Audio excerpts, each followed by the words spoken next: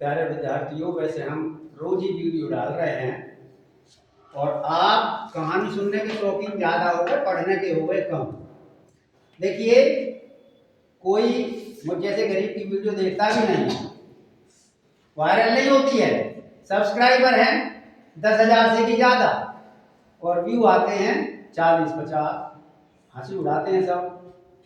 चलिए, आज आपकी बात मानते हैं, आज आपने कुछ हमें सुनाया है। यदि आप रोज कुछ सुनाएंगे तो कोई देखे वीडियो ना देखे, हम आपकी वीडियो बना देंगे। और यदि आपने सुनाना बंद कर दिया तो हम भी वीडियो बनाना बंद कर देंगे। तो देखिए, मैं तो आपको वही कहानी सुनाता हूँ जो कभी हमें मम्मी पापा हमारे सुनाए। तो देखिए, आज हम आपको एक ऐसी कहानी सुना रहे हैं जिसमें स्त्री की बुद्धि का परिचय मिलेगा आपको कि स्त्रियां कितनी बुद्धिमान होती हैं। तो देखिए, किसी गांव में एक सेठ साहूकार बहुत मालदार था। उसकी मालदारी का कोई ठोर ठिकाना नहीं था। जहाज चलते थे, समुद्र पार पानी के जहाज में उसका व्यापार होता था और उसके एक लड़का था, बाकी भरा पूरा परिवार था। तो उसकी जब शादी की बात आई तो उसे गरूर था कि मैं इतने पैसे वाला हूं। तो उसने कहा कि मैं ऐसी लड़की से शादी करूंगा जो रोजाना मेरे 100 जूते खावे, यानी 100 जूते मारूंगा उसको। उधर उस शहर में एक सेठ साहू का लड़का देखने के लिए आ जाता है कि भाई कोई लड़का बताओ। तो किसी ने कहा कि भाई जाइए, एक बहुत अच्छा सेठ है, बहुत तगड़ा व्यापार चलता है उसका, भला आदमी है, यदि वो आपकी लड़की की शादी कर ले। कि भैया उसका नाम बता दो। कि उसका नाम सेठ दयानंद है। अब वो सेठ दयानंद के यहां पहुंच गया। अब पहुंचने पर उसने कहा कि जी मैं लड़का देखना चाहता हूं अपनी लड़की के लिए और शादी योग्य मेरी लड़की है, अपना लड़का दिखा दीजिए। तो वो जब लड़का आया तो लड़के ने अपनी पहली शर्त ये रख दी कि मैं ऐसी लड़की से शादी करूंगा जो रोजाना मुझसे 100 जूते खाएगी, मैं 100 जूते मारूंगा उसको रोजाना दिन निकलते ही। अब वो वहां से कान दबा करके वापिस चला गया। भाई ऐसे कौन शादी करेगा।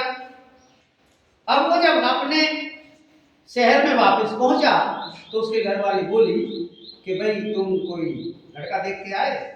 कि लड़का तो मैं देख के आया था, बहुत अच्छा कारोबार था, लेकिन एक लड़के की शर्त बड़ी अटपटी है कि मैं उस लड़की से शादी करूंगा जो लड़की मेरे रोजाना 100 जूते खाएगी। अब उस लड़की ने सुन लिया। जिस लड़की के पिता लड़का देखने गए थे तो वो लड़की वहां मौजूद थी। लड़की ने एक बड़ी अटपटी बात सुनी। तो उसकी मां जब तक ये कह रही थी कि तुम हामी तो नहीं भर के आए, तो वो कहने लगा मैं हामी क्यों भरता, मैं पागल हूं, मेरी लड़की रोजाना 100 जूते खाएगी। उस लड़की को ये हो गया कि मैं सबक सिखाऊंगी और वो कहने लगी अपने मम्मी पापा से कि पिताजी मैं उसी लड़के से शादी करना चाहती हूं जो 100 जूते मारेगा। वो कहने लगे अरे पागल हो गई है तू, हम तुझे उस घर में क्यों भेजेंगे। वो कहने लगे पिताजी मेरी शादी उसी लड़के से करो, नहीं तो मैं जहर खा के मर जाऊं।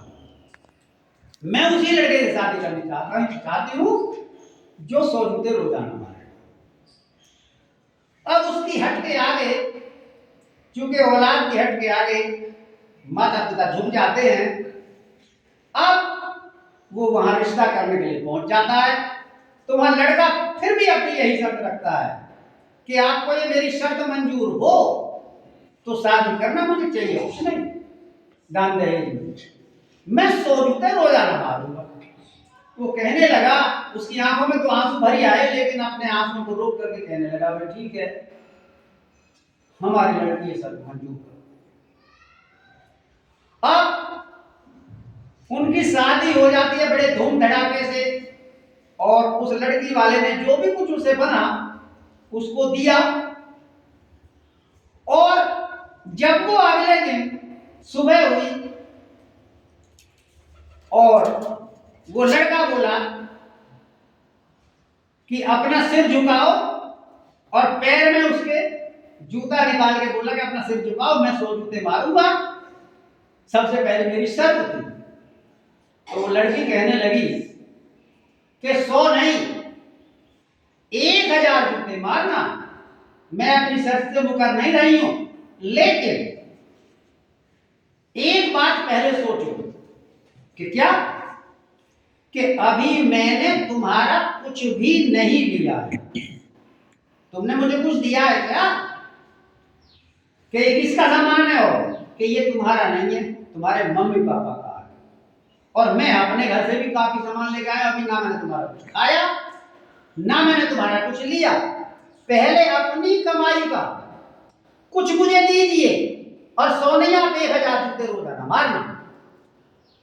वो लड़का कहने लगा कि ठीक है भाई, हमें भी ये शर्त मंजूर करनी पड़ेगी, तो हम तो व्यापारी आदमी हैं, हम व्यापार करेंगे, और मैंने अब इसके लिए धन कमा के दिया अपने हिसाब से। वो कहने लगा अपने पिताजी से कि मेरे लिए एक जहाज तैयार करवाइए, और उसमें माल भर दीजिए, और मैं व्यापार करने के लिए जा रहा हूं। उसके पिताजी ने कमी थोड़ा ही नहीं कुछ, माल से जहाज भरा और जहाज भर के समुद्र में रवाना कर दिया। अब समुद्र पार करके जैसे ही वो जहाज वहां उतरा एक शहर में, तो वो जहाज को वहां छोड़ करके और शहर में जाने लगा कि देख के आऊं यहां कैसी बिक्री होगी, क्या इस शहर में है। तो जैसे ही वो शहर में प्रवेश करता है, एक बुढ़ा आदमी बैठा हुआ है अपनी आंख पे हाथ रख के, और वो कहता है उससे कि अच्छा, अब की बार तुम आए, तुम्हारे पिताजी नहीं आए। वो कहने लगा, भाई इसको क्या पता, मैं तो आया भी पहली बार हूं। कि भैया क्या बात है, पिताजी नहीं आए तो? कि बात ये है कि मैंने तुम्हारे पिताजी से 500 रुपए उधार लिए थे, मुझे जरूरत थी, और मेरी एक आंख गिरवी रखी हुई है तुम्हारे पिताजी के पास। अब मैंने 500 रुपए कमा लिए हैं, आप ये 500 रुपए लीजिए और मेरी आंख लौटा दीजिए। अब वो लड़का असमंजस में पड़ गया, मैं इसकी आंख कहां से लौटाऊंगा भाई। उसने कहा, भाई देखो, अब तो मैं नहीं लौटा सकता हूं, अब तुम ऐसा करो, थोड़े बहुत पैसे की जरूरत है तो पैसा ले लीजिए, और बात को यहीं रफे दफे करिए, जब मैं अगली बार आऊंगा तो आपकी आंख पिताजी से पूछ के ले पाऊंगा। उसने कहा ठीक है। उसने वहां 1000 रुपए दे दिए, और 1000 रुपए लेकर के वो बुढ़ा आदमी रफू चक्कर हो गया वहां से। अब वो थोड़ा आगे बढ़ा, और वो लड़का यूं खुश हुआ कि तैने ज्यादा काट दी, नहीं तो तेरी आंख लेता। अब आगे एक आदमी लंगड़ा बैठा हुआ था, और वो कहने लगा, ओहो आप आए हो, आपके पिताजी नहीं आए। उन्होंने कहा, भाई ये क्या मान रहा है। वो कहने लगा, मेरे पिताजी नहीं आए, मैं आया हूं, क्या बात है। कि बात भैया ये है कि मुझे तुम्हारे पिताजी से बहुत लगाव है, बहुत अच्छे आदमी है वे, और मुझे जरूरत पड़ी थी तो मैंने उनसे 500 रुपए ले रखे थे, और मेरी टांग उन्होंने गिरवी रख ली थी, मेरी टांग दे दीजिए, अब मेरे पास 500 रुपए हैं, और अपने 500 रुपए ले लीजिए। मैंने लगा, बड़ी अजीब बात है भाई, मैं तो टांग नहीं लेकर आया हूं। उसने कहा, भैया मुझे तो टांग चाहिए, या तो अपनी टांग दो। वो कहने लगा, भाई कुछ वैसे ले देकर सौदा हो जाए। उसने कहा, भाई देख लो, तो वो कहने लगा ये लीजिए 1000 रुपए, जब मैं आपके आऊंगा तो मैं आपकी बात तुम्हारी टांग ले आऊंगा। अब भाई तुम पैसे से ऐसे गुजारा कर लो। उसने लिए 1000 रुपए और वहां से रफू चक्कर। अब वो आगे बढ़ा तो आगे एक हसीन औरत वो देख रही थी, बड़ी खूबसूरत थी। अब उसने उसको बुला लिया कि भाई यहां आओ। उसने कहा पता नहीं क्या बात है, क्यों बुला रहे थे। उसने अंदर उसे बुलाया और बुला के कहने लगी अब की बात तुम आए हो, तुम्हारे पिताजी नहीं आए, लगता है तुमने नया नया व्यापार शुरू किया है। वो कहने लगा हाँ मैंने नया नया व्यापार शुरू किया, बताइए क्या बात है। कि हमारे यहाँ परंपरा है, हम अपने नए मेहमान का स्वागत करते हैं चांदी के गिलास में दूध पिलाकर। उसने कहा ठीक है, चांदी के गिलास में दूध पिलाइए। तो उसने छोटा सा चांदी का गिलास निकाला और उसमें दूध डाला और दूध दे दिया उसको। उस लड़के ने वो दूध पिया बड़े प्रेम से और दूध पी करके वो गिलास नीचे रख दिया। तो उसके एक बिल्ली पली हुई थी। उस बिल्ली ने वो गिलास लिया और गिलास लेकर के वो बाहर भागी समुद्र की तरफ जहां उसका जहाज था, और उस जहाज में बिल्ली उस गिलास को छोड़ दिया। अब जैसे ही वो चलने को हुआ तो कहने लगी कि हे मुसाफिर मेरा चांदी का गिलास तो दे जाओ। उसने कहा मेरे पास गिलास कहाँ है, मैंने तो गिलास यहीं रखा था। कि यहाँ कहाँ रखा है गिलास, भाई तब तो दोस्ती ऐसी नहीं है, हमने तुम्हारा स्वागत किया है और उस स्वागत में हमने तुम्हें दूध पिलाया, चांदी गिलास गिलास हमारा दीजिए। वो कहने लगा मेरे पास नहीं होगा, ये तो भाई ढूंढ के दीजिए। और वो गिलास में था ही नहीं। उस गिलास को तो वो बिल्ली, उसकी सिखाई हुई बिल्ली थी, वो बिल्ली उसके जहाज में छोड़ी आई थी। उसने कहा कि या तो आप समझ जाइए नहीं तो मैं पुलिस को बुलाती हूँ। वो लड़का कहने लगा तो पुलिस को बुला, मुझे कुछ नहीं करना है। उसको तो अपनी बात पर विश्वास था। अब वो कहने लगी कहाँ है तुम्हारा जहाज, कि मेरा जहाज वहां समुद्र के किनारे लगा हुआ है। पुलिस को वो वहां ले जाती है और उसके जहाज की तलाशी दिलवाती है। उसके जहाज में वो चांदी का गिलास मिल जाता है। वो कहने लगी देखो कितना चोर आदमी है, बेईमान आदमी, वहां से गिलास मेरा यहां लाके छिपा दिया। अब उसको पुलिस गिरफ्तार कर लेती है, लड़के को। जब लड़के को पुलिस गिरफ्तार कर लेती है उसको जेल में डाल देती है। जो कुछ उसका धन था वो भी ले लेती है। अब उसके पास कुछ नहीं बचता और उसको सजा हो जाती है 6 महीने। जब 6 महीने की सजा हो जाती है, अब 6 महीने के बाद जब वो जेल से निकलता है तो उसके पास कुछ नहीं था, भाई ना जहाज, ना कोई माल, ना पैसे, वो कहीं नहीं। अब वो घूमता हुआ फिर रहा था तो उसको एक आदमी मिला। उसने कहा भाई कैसे घूम रहे हो। उसने अपनी हकीकत बताई कि भैया मैं तो ऐसे ऐसे घूम रहा हूं। उसने कहा कि भाई मेरे पास भी धन नहीं है, लेकिन तुम एक काम कर सकते हो, मैं तो गाना जानता हूं और तुम यदि जनाना भेष भर के नाचना शुरू कर दो तो दोनों का गुजारा हो जाएगा। जो पैसे आएंगे खा पी लेंगे बांट के। तो उसके पास कुछ नहीं था, वो तैयार हो गया इस काम के लिए कि ठीक है भाई मैं जनाना भेष का पाठ करूंगा और तुम गाना गाना। अब वो गाना गाता था और वो लड़का नाचता था। अब उधर जब इतने दिन हो गए, यानी 6 महीने से भी ज्यादा हो गए, तो वहां चिंता हुई कि भाई हमारा लड़का नहीं आया है। तो वो सेठ कहने लगे भाई मैं अपने लड़के को लेके आता हूं। वो लड़की कहने लगी कि पिताजी वो पति अब मेरे हैं, ढूंढ के लाना फर्ज हमारा है। कि बेटा तू कैसे ढूंढेगी, कि पिताजी मैं ढूंढूंगी मेरे लिए 5 जहाज, 5 में माल भर के आप मेरे साथ रवाना कीजिए, मैं अपने पति को स्वयं ढूंढ के लाऊं।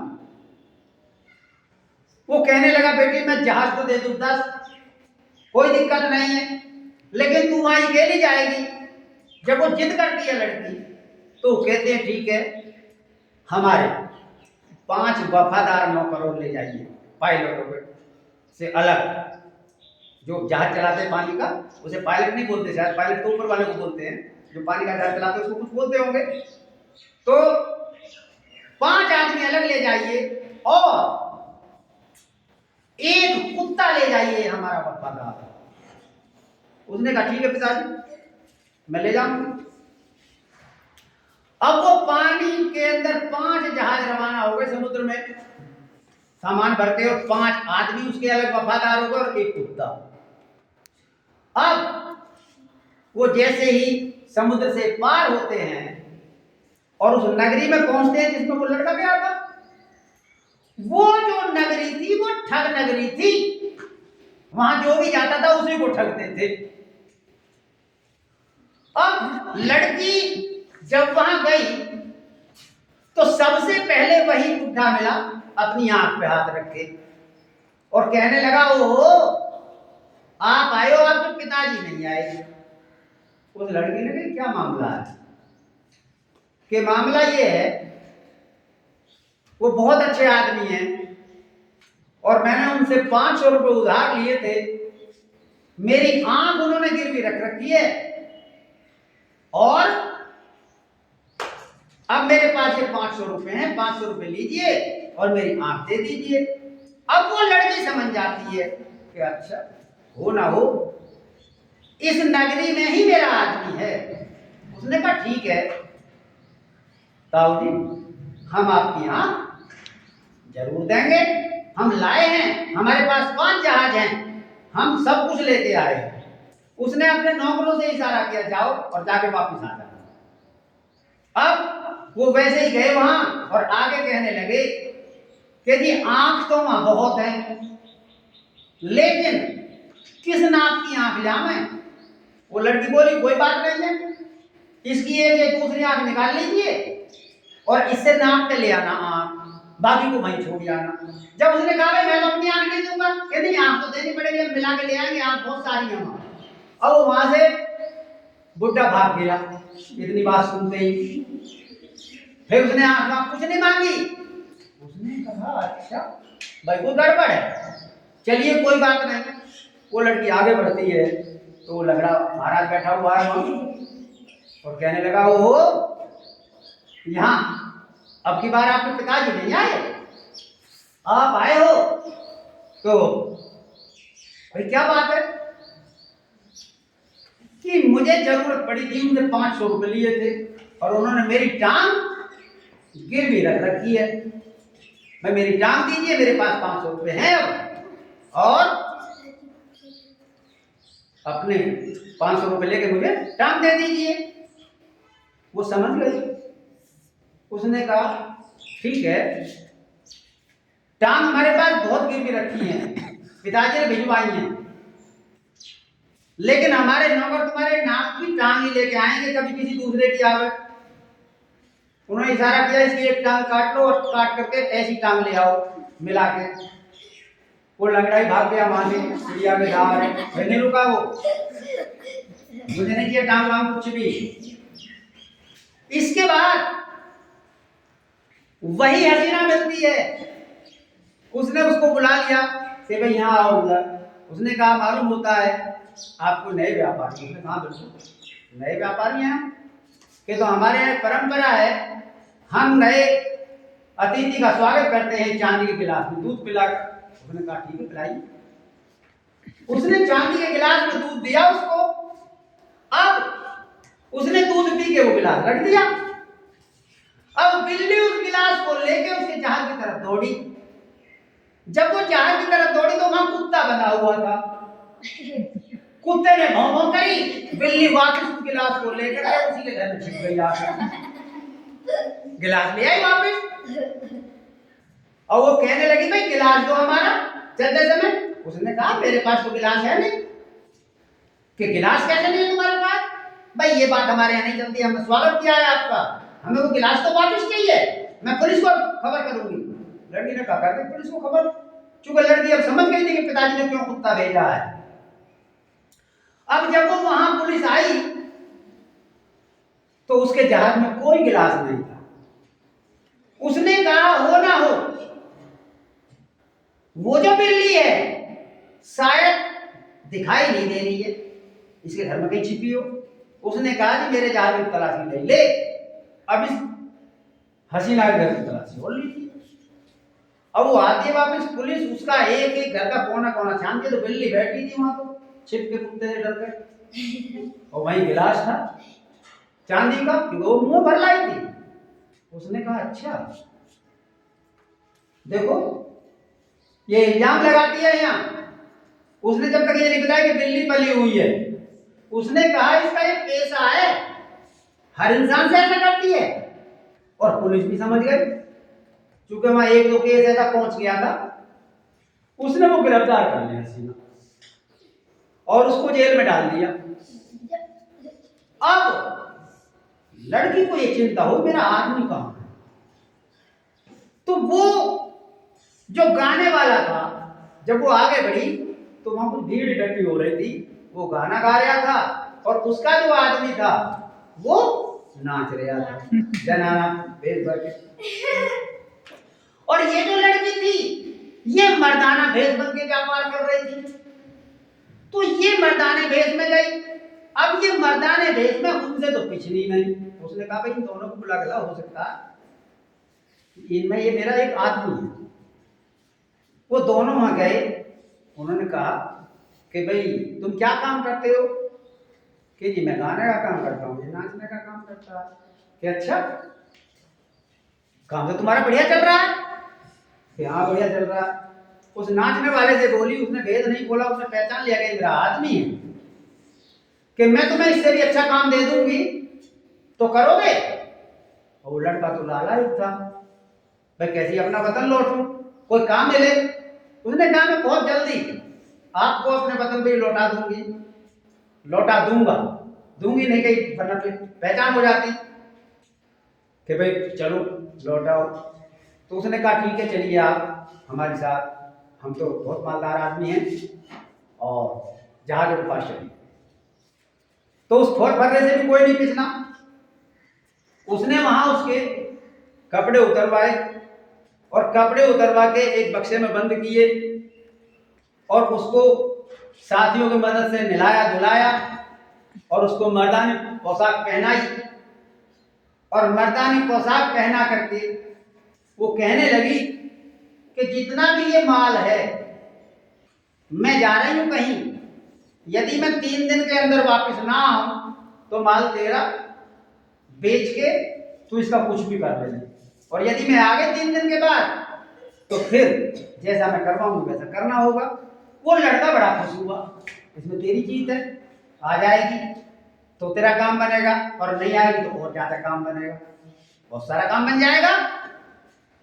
अब वो लड़की उस लड़के को तो छोड़ दिया वहीं, और आप अपना एक जहाज लेकर के, वो 5 नौकर लेकर के, वफादार आदमी और कुत्ता लेकर के वापस आ जाती है अपने वतन। अब उधर जब वो 3 दिन के बाद नहीं पहुंचती है तो लड़का बड़ा खुश होता है और कहता है अब तो मैं अपने वतन भी चला जाऊंगा, मेरे पास तो बहुत पैसा हो जाएगा। उसने वो माल सब बेचा, बेच बाच करके और वो खुशी खुशी अपने वतन लौटा। और लौटते ही अपने घर में आकर के उसने कहा कि भाई मैं देखो बहुत धन कमा के लाया हूं और जितने दिन बाहर रह के आया हूं 100 जूते रोज के हिसाब से गिनती करिए, मैं उतने ही जूते मारूंगा। उसके घरवाली कहने लगी ठीक है। वो बहुत खिलखिला के हंसी। उसने कहा हंसने की क्या बात है, मैं कमा के लाया हूं। उसने कहा कमा के लाए हो, बड़ी अच्छी बात है, तुमने अपना कमाया हुआ माल बेचा या किसी का वैसे ही दान में दिया हुआ माल बेचा? वो लड़का आसमान में पड़ गया, इसको कैसे पता है कि दान में मिला हुआ माल बेचा है या कैसा बेचा है। तो कहने लगा हम तो बेच के आए भाई, कहाँ से ले गए थे माल, थोड़ा सा आता पता बता दीजिए। उसने कहा तू आता पता से क्या ले, अरे हम माल बेच के आए और तैयार हो गया सिर्फ झुका के जूते खाने के लिए। वो बोली जूते तो जितने तुम्हारी गिनती बन रही है उससे और दुगने मार लेना, लेकिन पहले मेरी एक बात का जवाब देना। वो बोली नौकर के वो बक्सा था नहीं उठा के, तो बक्सा उठा के लाए, उसने वो खोला और वो ड्रेस निकाल के बोली ये ड्रेस किसकी है, ये जनानी ड्रेस किसकी है। लड़का बोला ये तो मेरी है। वो बोली तेरे पास कहां से आ गई ड्रेस, कि मेरे पास कहां से आ गई ड्रेस, है तेरी, नाश्ता था तू इसको पहन के, कि हाँ मैं नाश्ता था, तुझे छुटा के कौन लाया था, तुझे गाने वाले के पास से छुड़ा के कौन लाया था, तुझे जहाज तक किसने छोड़ा था, किसने तुझे नहलाया धुलाया था। वो कहने लगा मुझे तो एक व्यापारी था, उसने नहलाया धुलाया, वही अपने जहाज छोड़ के आया, अन्य कपड़े भी वही ले आया। क्या कपड़े का बक्से के मुझे पता ना, वो कब में ले आया, एक जहाज ले आया तो यूं नालायक, वो मैं ही हूं, अब पता 100 जूते मारेगा। वो कहने लगा मेरे पे हाथ जुड़वा ले, मैं कोई जूते वूते नहीं मारने का हूं, मैं भूल में था, मैं गुरूर में था कि मैं इतना मालदार हूं। भगवान की माया का कोई पता नहीं होता है। उस ठग नगरी में जाकर के सब छकड़ी भूल गया और फिर उसके घरवाली उसको छुड़ा के लाई और फिर भी 100 जूते याद करते हो। तो स्त्री की बुद्धि बहुत तीव्र होती है। पृथ्वी सिंह को भी किरण में ही छुटा के लाई थी जब फांसी की सजा हो गई थी। तो औरत जैसा कोई भी वकील नहीं होता।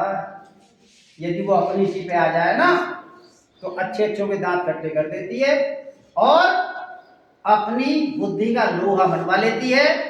तो आपको ये कहानी कैसी लगती है कमेंट्स बॉक्स में जरूर बताएंगे।